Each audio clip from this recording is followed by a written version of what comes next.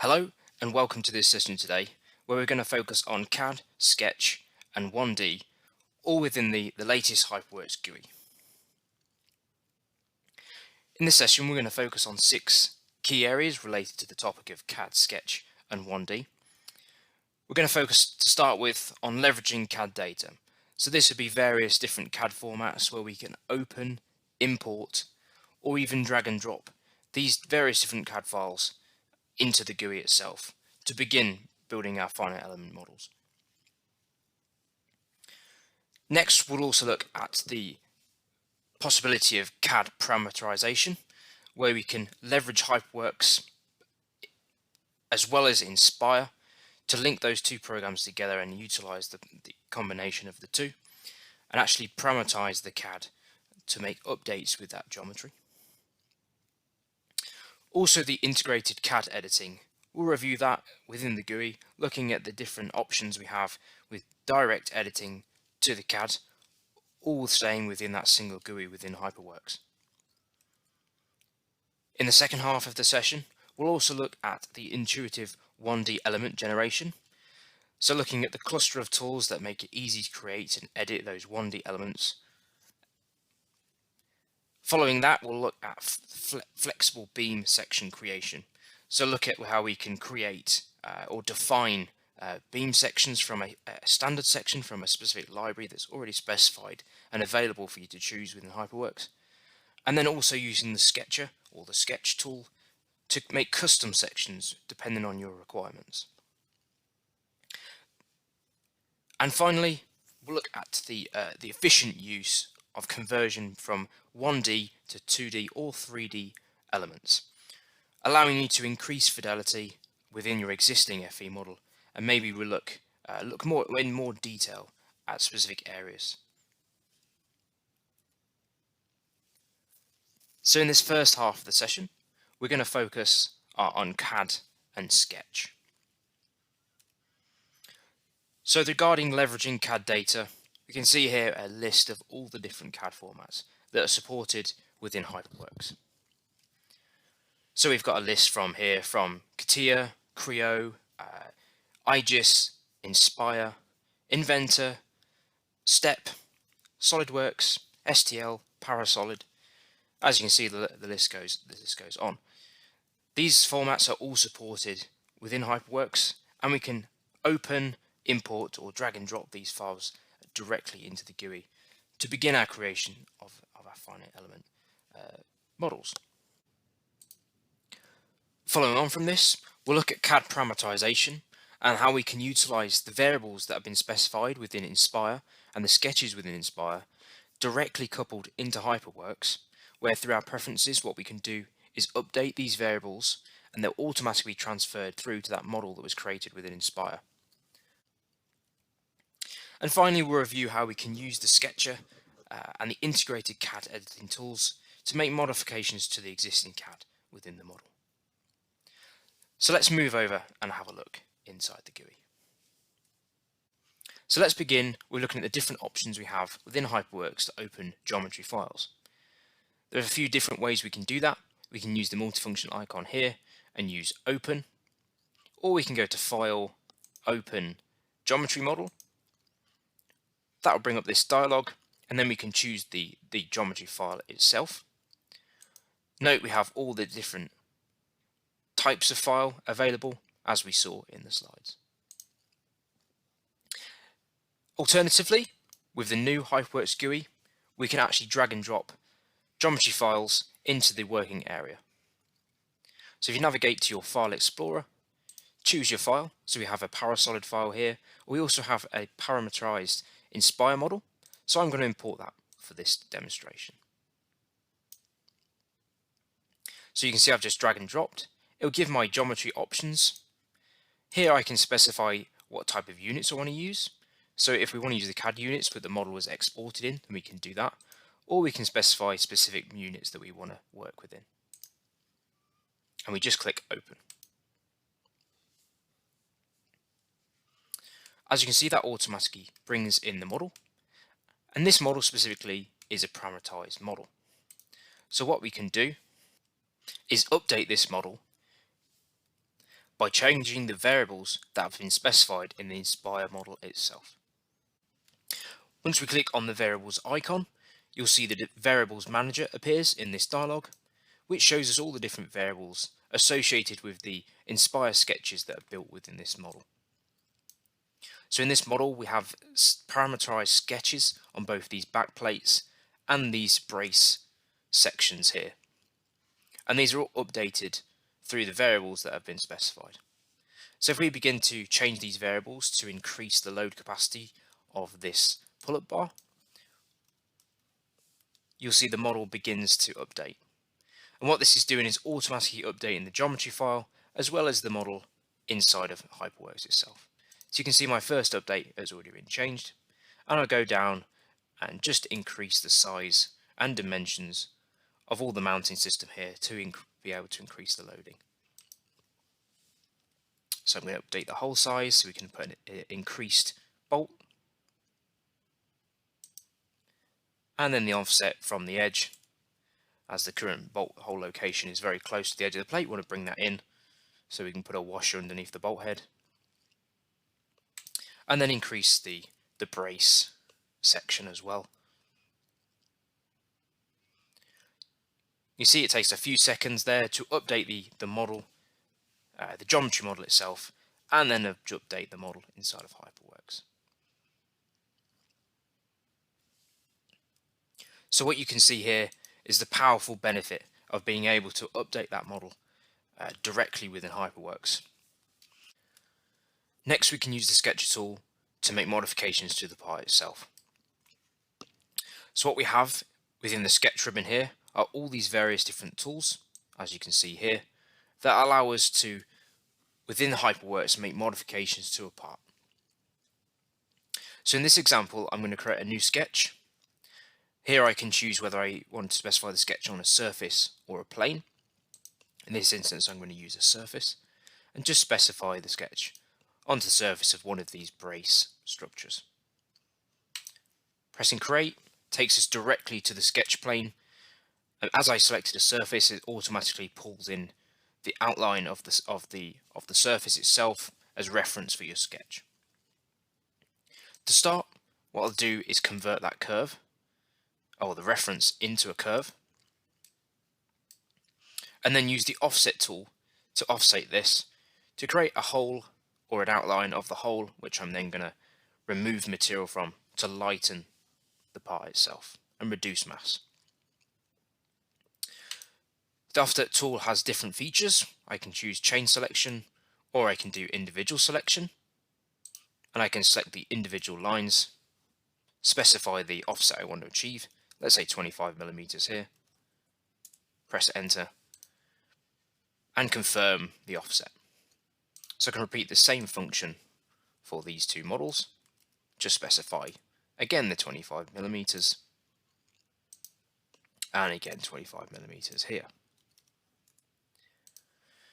Now you notice we are working in millimeters. With HyperWorks being a unitless system, as long as if you're consistent, you'll get consistent results.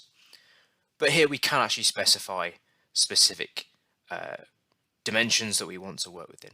And that's all available and changeable through preferences.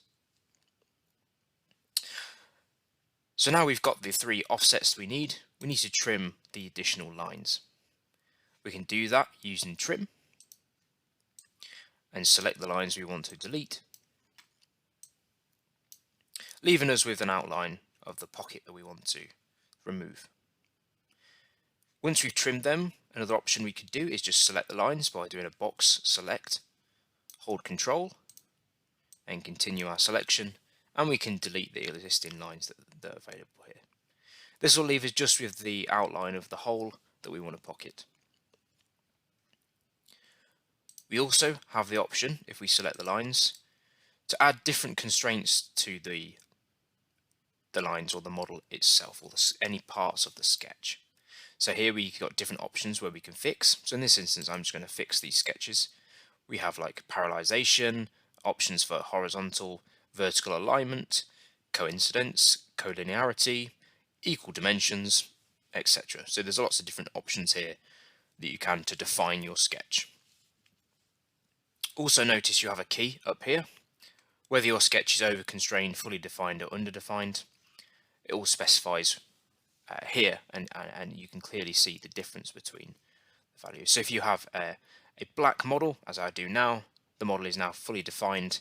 It cannot be changed dimensionally. Okay, the other thing what I'm going to do is just add some fillets. What I can do is just specify the vertex at which I want to apply the fillet. Press this equals icon here. That means every fillet I create will have an equal radius, and then I can specify the fillet. So I'm going to specify 5mm here. I just press the play, and you'll see that also removes the additional lines that I no longer need. Once the sketch is complete, we can use this sketch to create some geometry. So we just right click and hit the tick. That pulls us back to the model, and we can see the sketch has been realized. We can then go to the geometry ribbon located here, use the create tools in this part of the ribbon, and then also the editing tools as well to create and edit geometry. We could go to the drag and spin, select the surface, drag the surface through all of the parts you want to remove material from, and hit the tick.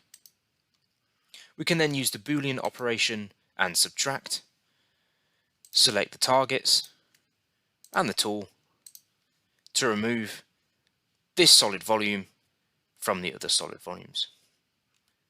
And we can hit subtract.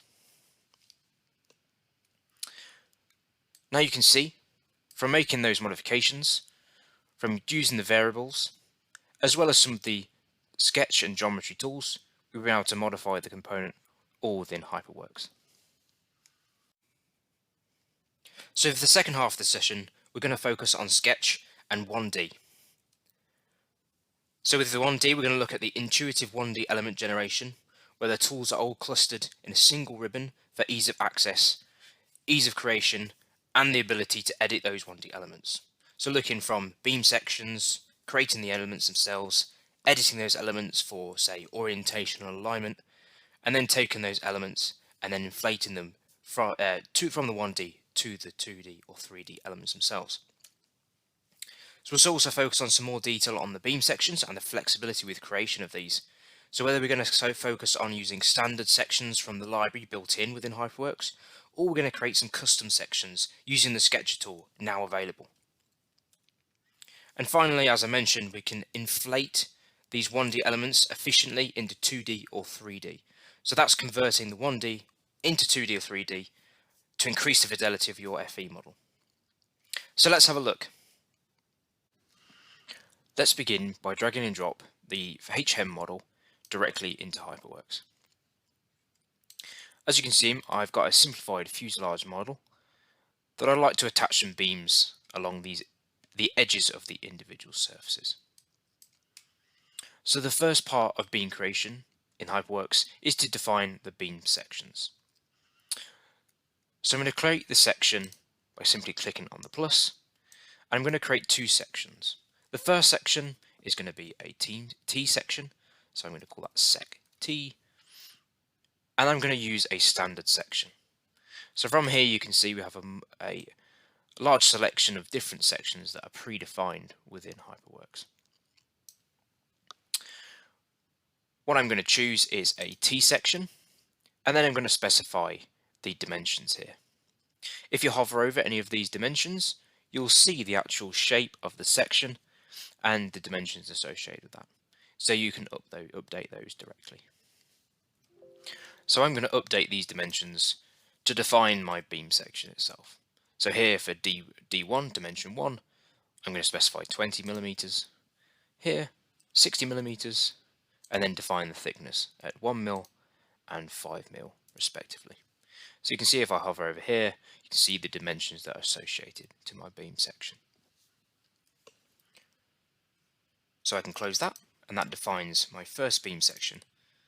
So here you can see my T section, and if I want to edit that, I can just click on the beam section, and in the entity editor I can make all my modifications here. So I'm going to define a second beam section, and this time I'm going to do it via the sketcher. So I'm going to create a custom section and generate that via sketch.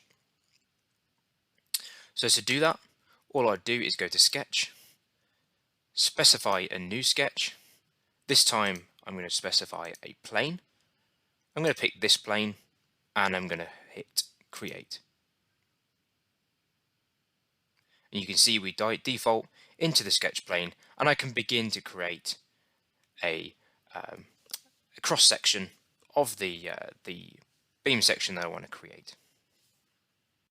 To begin my sketch, what I'm going to do is create some infinite lines, just for reference when I create the model. So I create them, select them, right click, and define them as infinite. I'm also going to select them again and define them as fixed, so they stay at the origin of the sketch itself. Next, I'm going to create a reference line. I'm going to define that as construction if I select it, and this is purely for the creation of the section itself.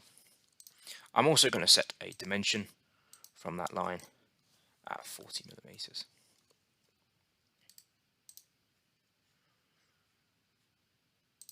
And again at 10 millimeters. Next, I'm going to specify an arc. The idea here being that what I'm going to create is a hat section with a modified top, so a circular top, and a 45-degree at the bottom of the hat section itself. So I created the arc, and I can go ahead and create the rest of the section itself. So 45 degrees, and then a lower section for rivets to attach to the other parts of the component itself. Next, I can offset this. Using the chain selection, I can easily select all of the lines and specify the offset at 2 millimeters. And then I want to finish the connection between the offset and the original line. Next, what I want to do is specify a mirror. So I want to mirror the rest of the sketch over to the other side.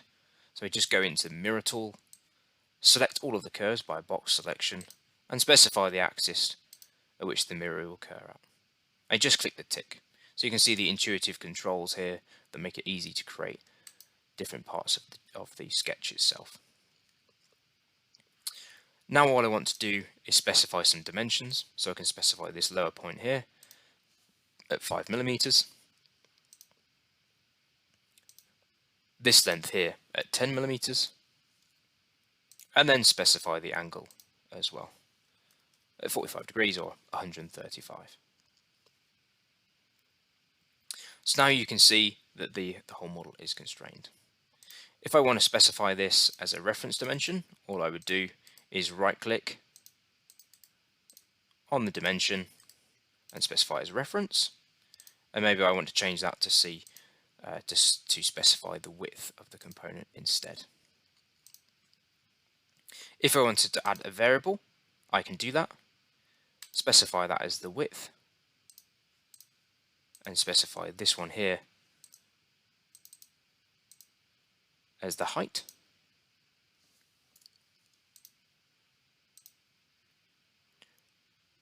If I wanted to create a new variable, so for example here, I could create a new variable, call that base.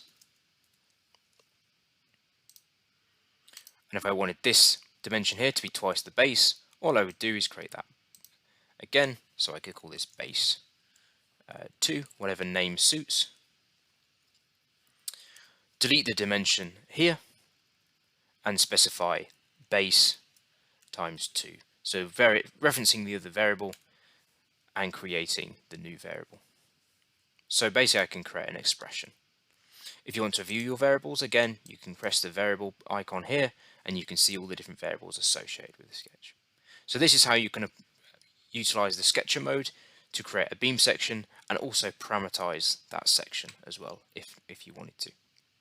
To exit, just right click and swipe to the left or press escape. Now the sketch is complete, I can go ahead and create my custom beam section. So I go to the plus, give that a name, go to the config now and specify solid, which allows me to then specify my custom beam section, and that's now automatically created. The next thing to do is create the beam elements, so I can do that using stiffener mesh. Untick 3 lines, make a selection of all the lines in the geometry, confirm your config and properties, and then go ahead and specify the T section. At the moment, all I have done is applied that the same section to the whole model, and the reason why I've done that is purely so I can show you how to organize these and change the beam sections really easily. So I've just turned the visualization on of the beams and the 2D mesh, and you can see that the beams are actually orientated incorrectly. We can use edit beams and go to orient, select the elements, and then orientate them relative to this coordinate system. And then specify the vector based off that coordinate system to specify the orientation. You'll see that the elements have now orientated themselves correctly with regards to the beam section. They're just offset incorrectly.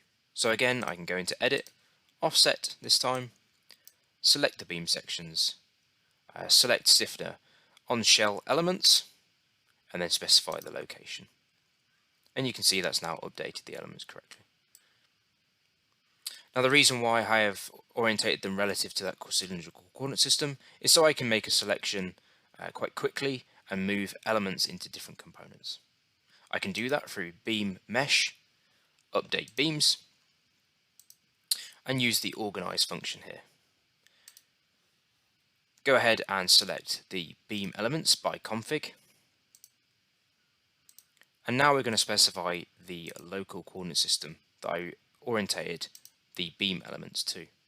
And the reason I did that is so I can now separate these elements into different components based on their X, T, and Y axis orientation. This is just one way to move elements into different locations or different components quickly. So for the Z axis here, I just want to change my selection to stringers, so everything orientated on the Z axis will be into the stringers component, and the other axes will be in the frame component. And I just want to change that deviation to 60, so I capture everything within the model. And I press apply. So now you can see that the elements have been shifted into the different components. And now I'm going to update to the new beam section for the frame. So anything here, the blue component here, will be updated. To do this, I need to duplicate the property that was automatically generated when we created the beam elements. Call this sec custom, as it's related to the cross section, the custom cross section. I can also rename this one if I like to, sec t, so I know it's the property for the t section. Go back to the custom section. Define the beam section as the custom section this time. Then we can go ahead and select the component. So it'll be the frame blue component here. Then press E on the keyboard to select the elements. Right click, edit elements, and this will allow you to be able to assign the property to the elements directly. So we choose the custom section and press OK and press close. You can see now the beam section has been updated for the frame component, and we just need to orient the beams into the correct orientation. And offset. So by default we've clicked into offset because that's the previous tool we were in. So we just go to orient first and orient normal to the shells. So now in the correct orientation we just need to change the offset. So jump back to the offset tool. Again normal, and just put them in the correct position with the correct offset. So that's the elements now in the correct position and the correct orientation as we'd expect. Another tool we have to check the elements are oriented correctly is this query tool. We can select the elements by config, select the beam elements, and then this tool allows us to plot area, moments of inertia, and also stiffness through the different options here. And these can be a contour or they can be a vector plot.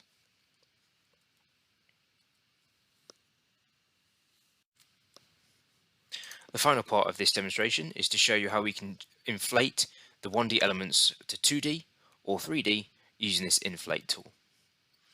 To change it to 2D, we'd click on the 2D icon here, choose the elements we want to inflate, so I'll just select 6 elements here just to show you.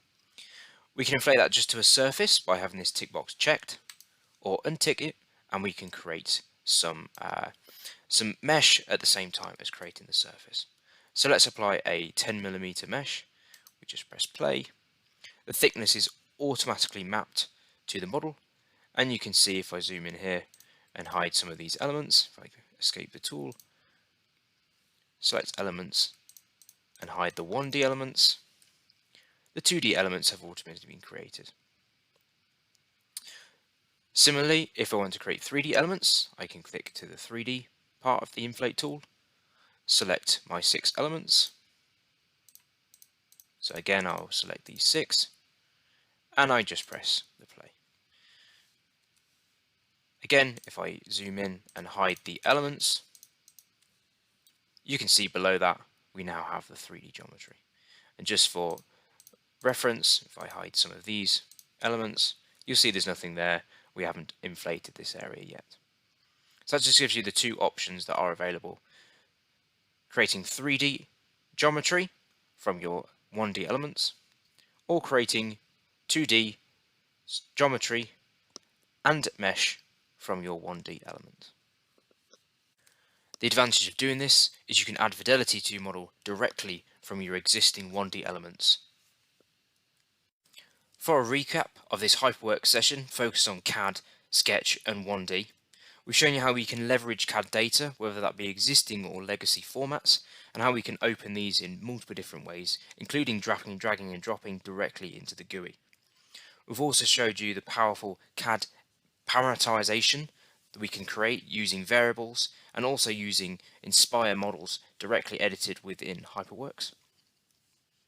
We've also shown the integrated CAD editing, whether that be a combination of the sketch and geometry tools from those specific ribbons to actually edit directly within the GUI.